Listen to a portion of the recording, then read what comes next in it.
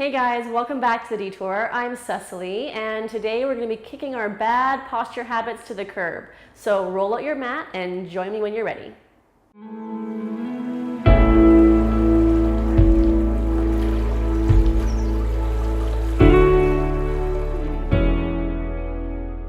Okay, so the first thing we're going to talk about when it comes to restoring posture is breathing and how we breathe. This is one of the things that I find often gets overlooked and undervalued. So we're going to draw our attention now to the breath and how the act of breathing influences our posture and the way that we move in our bodies. So for a second, let's just pause. You might even want to close your eyes. Make sure you're sitting comfortably. If you're sitting on the floor like I am, then you might want to have your hips supported on a block or raised up on another stool. So once you're sit up and you're comfortable, then give yourself a moment just to kind of shake everything out and feel like you're sitting fairly natural. And then look at how the breath is moving in your body. So we'll just be quiet for a moment and watch the inhale and the exhale.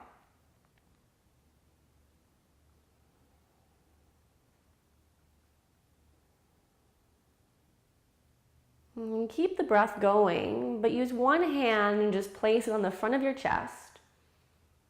And then take the other hand and place it on the base of your belly. And as you're breathing, just feel with your hands what part of you is moving here.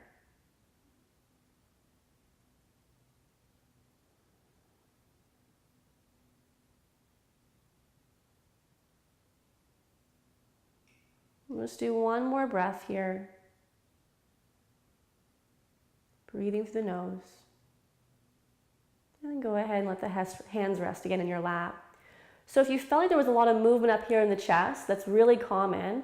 And what that can sometimes do is influence the posture to create more of a chest lift and a rib flare.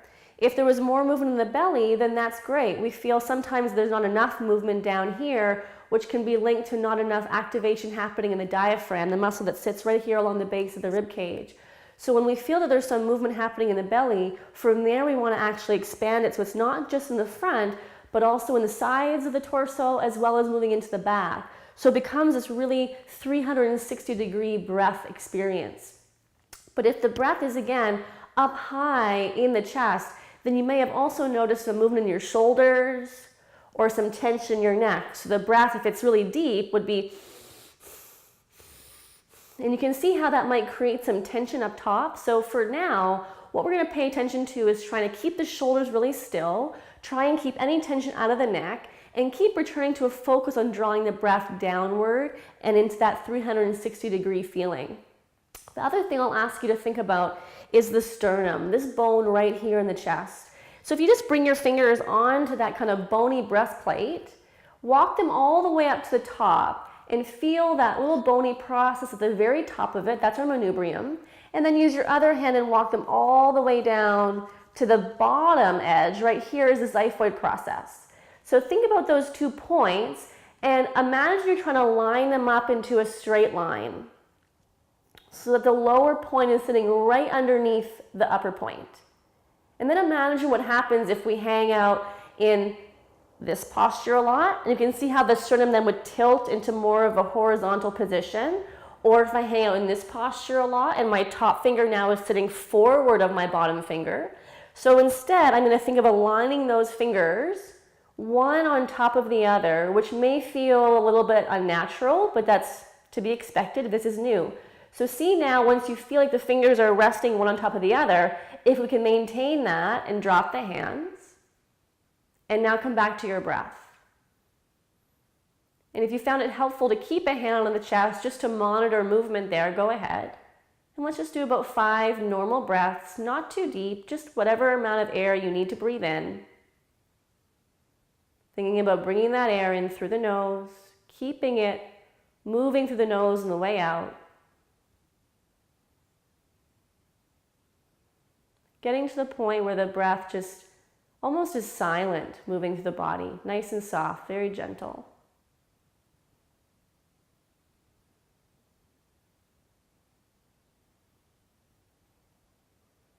Again, just one more breath here. And then when we drop that hand down, just see how things are feeling to begin with. Now that we've kind of hit the save button on that alignment through the sternum, we're going to keep coming back to that cue as we add in some additional pieces of awareness. So the next thing we'll pay attention to is the neck. For a lot of us, we spend time kind of sitting with the neck forward and not really moving the head around a lot other than that. So for now, let's just begin by drawing a circle, drawing the chin down, then over to the right shoulder, trying not to lift that right shoulder as the head moves toward it. And then I'll circle the chin all the way up, create an arc over to the left, and back down to the chin. Just keep circling like that, thinking of isolating your head and neck. So the rest of the spine's not moving.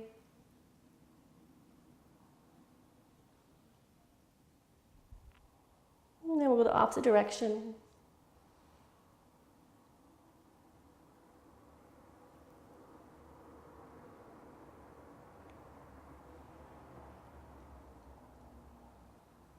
One more time.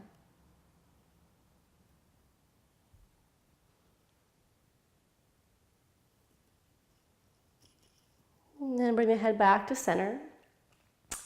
And we're going to explore moving the head forward into space. So I'm consciously pushing my chin forward and then bringing it back, causing more of like a super attractive double chin look. And then forward again and back. And then see if we can keep the head doing that, but just place the hands on the shoulders and notice if the shoulders can stay where they are.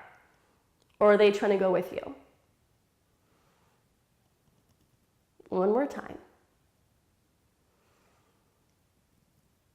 And then I'm going to bring my hands up to either side of my face, just with the fingers here next to my jawline. So I'm not touching my face, but they're really close. I'm going to keep my elbows tucked in, my eyes looking forward at you, and then I'm going to think of gliding my head over to the right finger. So I'm creating this kind of movement in my cervical spine and the neck vertebrae.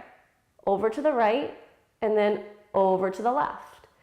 As you do that, does your whole body shift over to the right and shift over to the left? Or do you feel you need to turn your head in order to get to the finger? So use the gaze, keep it straight forward, and it might just feel like you're moving your head a millimeter, which means you can move your fingers in closer. Just get a little bit of movement through that range.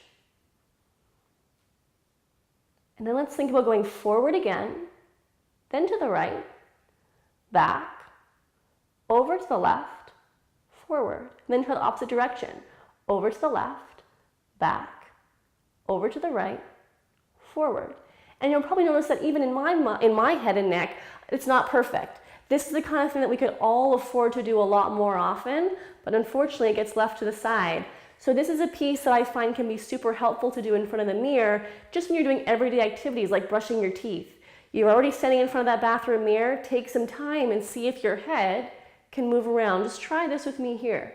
Rolling around as if your skull is kind of polishing the top of your spine. You might even feel like you want to close your eyes, really feel that, or get your hands back on your shoulders and try and keep them nice and still. Good. Okay, and then from there I'm going to bring the hands back down and just take a moment to hold on to my knees, let the chin drop again toward the chest, and now my whole spine is going to let go and release back into flexion. And then holding on to my knees, I begin to tip my pelvis forward and lift back up to straight. I'm going to stop just before that point where my sternum presses toward the ceiling. We're just going to go back into flexion and then up to straight. Let's do 2 more of those. Just letting it go. Really release the neck.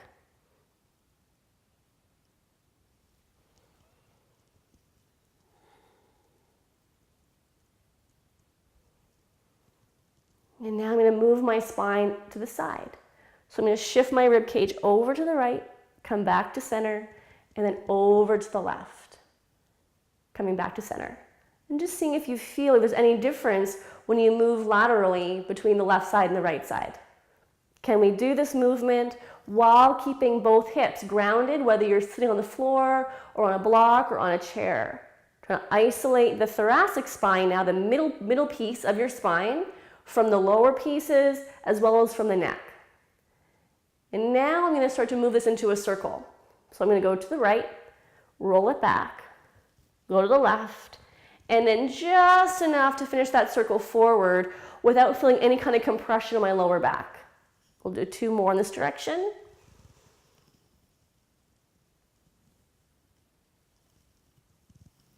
And then change direction for 3.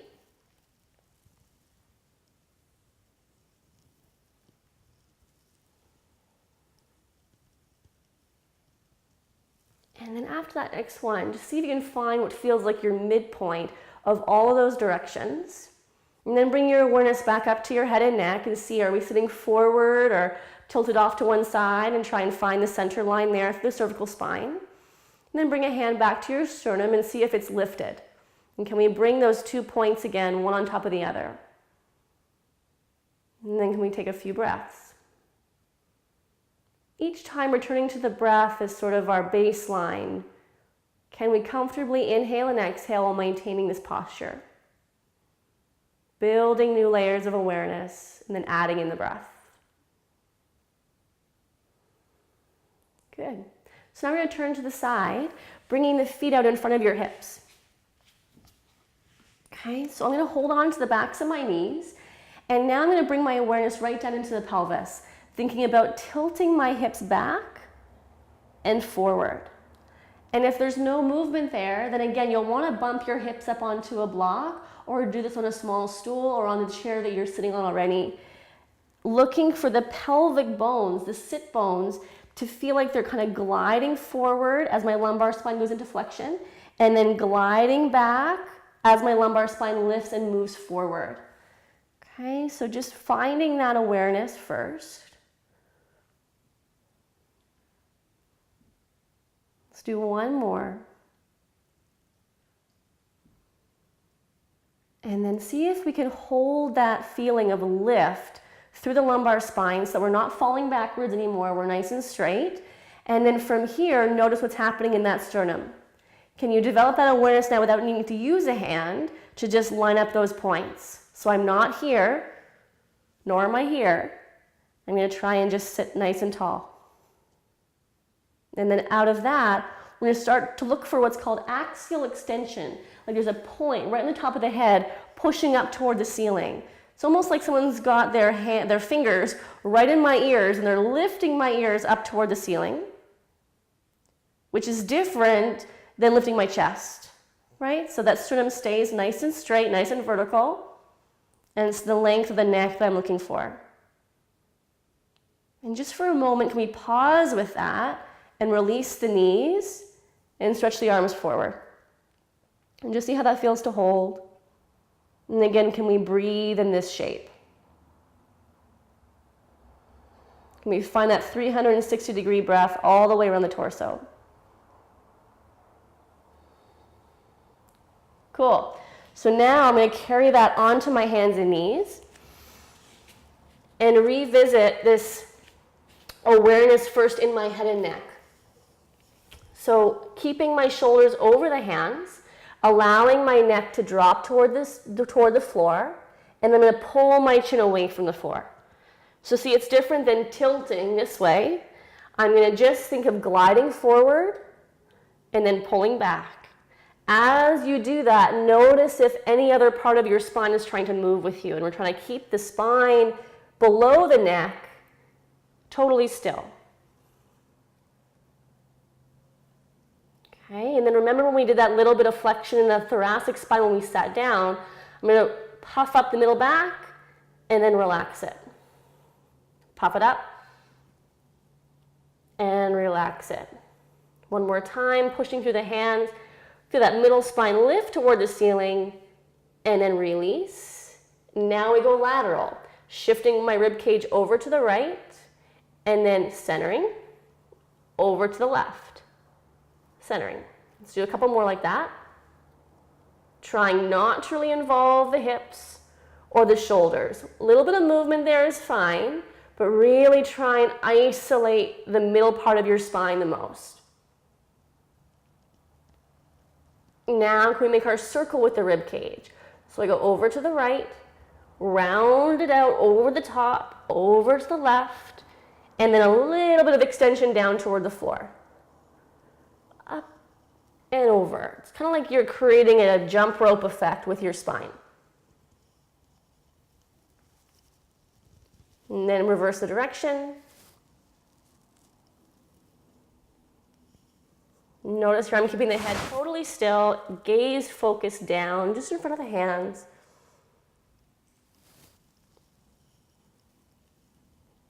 And then we'll bring that mid-spine back to what feels like it's neutral position. So I'm not hanging out in extension, nor am I hanging out in flexion. It's sort of relaxed and yet feeling a little bit engaged. Engaged enough to hold it in this shape now as I focus on my pelvic bones and pull the tailbone down. And then lift the tailbone back up. Just like we did when we were sitting down, holding the backs of the legs. Bringing it in and bringing it up. Let's do 2 more.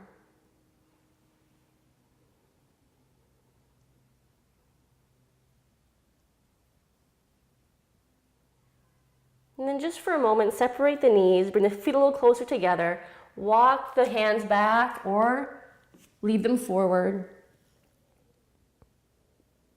Taking a few breaths in your child's pose. And as you're breathing down there, just see if we can encourage more breath to move into the top side of the body. So there's some expansion there across the top of your ribs.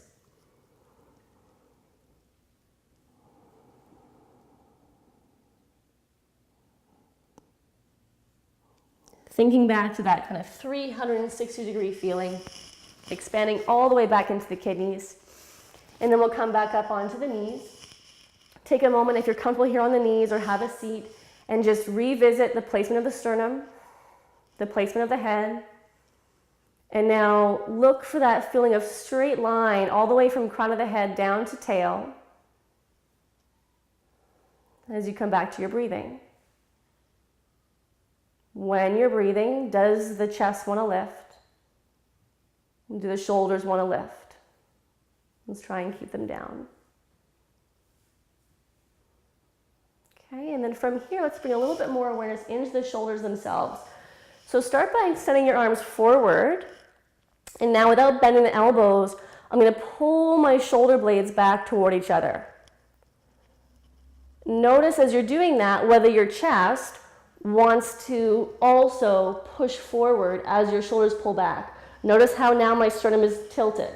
So I'm going to try and keep the sternum nice and vertical, not move the head, keep the spine still, and just glide those shoulder bones forward and back. It might feel like your shoulders don't move a lot, which is totally normal. If they're not used to being isolated in this way, then yeah, your spine's going to try and compensate for that. So for now, I'm thinking about awareness. Can we find the muscles responsible for pulling our shoulder blades back toward each other and then push them away from each other?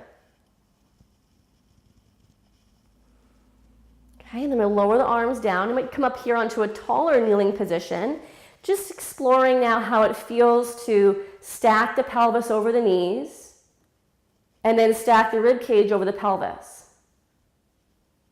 With the arms by the sides, I'm now going to take the shoulders up towards my ears, that's elevation, and then consciously draw them down into depression. And again, up. As they go down, think of pressing the top of your head up toward the ceiling. And one more time, lifting and lowering. Now can we visit all those directions in the shoulder blades from all fours. So we'll start with the drawing of the shoulder blades together and then push them away from each other. Drawing them in and then apart. One more time, notice the elbows don't bend. And then come to what feels like the middle point between those two extremes and go up toward the ears and down towards the hips. Up toward the ears and down. One more. Now I'm going to try and find all 4 points in a circle. So if I start with my shoulder blades down, from there I'm going to go into pulling them together and then lifting them up toward my ears and then push them apart as I draw down into the floor. So it goes down and back, squeeze together, shrug up to the ears, and then spread apart. One more in that direction.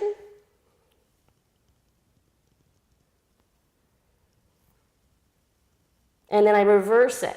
So I'm going to shrug up toward the ears, squeeze together, pull down toward my hips, spread apart, push the floor away. Up, squeeze, down, push. Last one. Up, squeeze, down, press apart. Release off the hands, bring the fingers together. Let's work the wrists out a little bit, just let them relax. Roll them around, go both directions. And then we're going to find our way again back onto the hands and knees one more time. If the wrists are starting to get a bit fatigued, then feel free to place your left hand here in a fist, and then the right arm is going to reach forward, keeping itself nice and straight as I draw it into a big circle. And as I'm moving through that circle, notice here what's happening in your sternum. Are we going into that back bend? Let's try and hug that sternum in away from the floor, which is going to involve pushing down through the left arm as I create that reach through my right arm. The work here is in being able to move and mobilize the shoulder without taking from the rest of the body. It stays still. Let's reverse direction.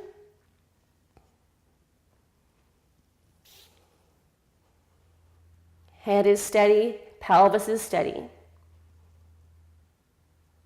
And then I'll release onto the right palm or onto the right fist. Left arm goes forward. And then you can really see the work in my right side. So rather than sinking and collapsing into that shoulder, I'm pushing down through that arm, which assists with the amount that my left arm can then move. Again, I'll swap direction, moving it through that circle in the other rotation.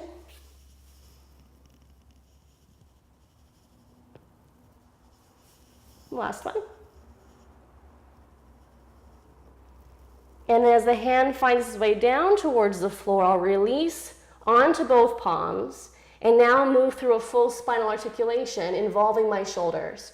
So my tailbone will start to tuck under, and then hollow in through the belly, and then round out through my back ribs. Spread the shoulder blades wide apart. Release the neck. Draw the chin in. And then keeping the head where it is, lift the tailbone. Release the low back. Feel the muscle in the back ribs pull together. Shoulder blades pull down and together. Head comes up. Let's do that one more time. Start again from the hips.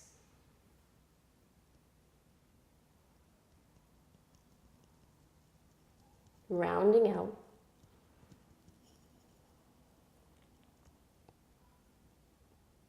And tailbone up.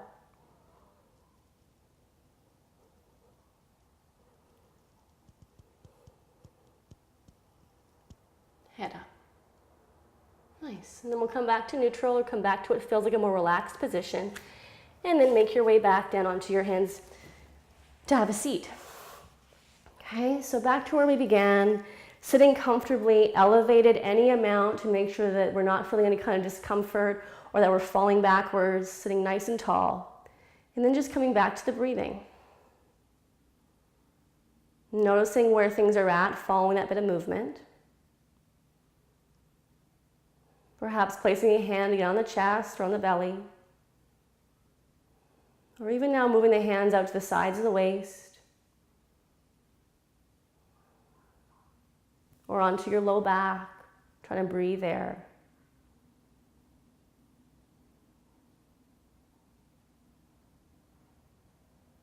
And eventually the hands will find their way into your lap or back onto your legs. And come back to that concept of axial extension, pulling up through the top of the head. Feeling the spine get longer.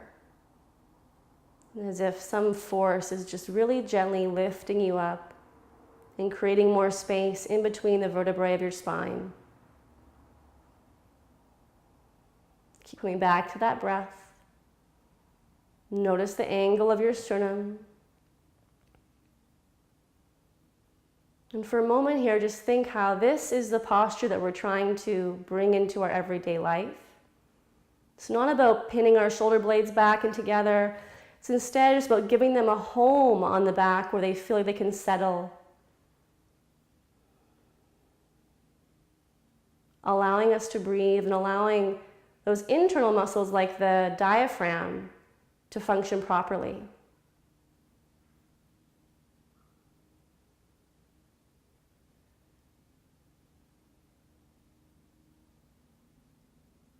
And then when you're ready, if the eyes have been closed, let them open again. How's everything feel?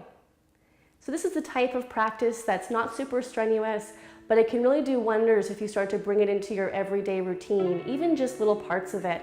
Building the awareness of what's happening in the neck, looking at the breath, looking at the shoulders, and getting your spine moving out of its more kind of rigid patterning that can often be created from too much time at a desk or too much time in the car. So I hope you're feeling good. I know I am. I look forward to seeing you next time on The Detour. Thanks for watching.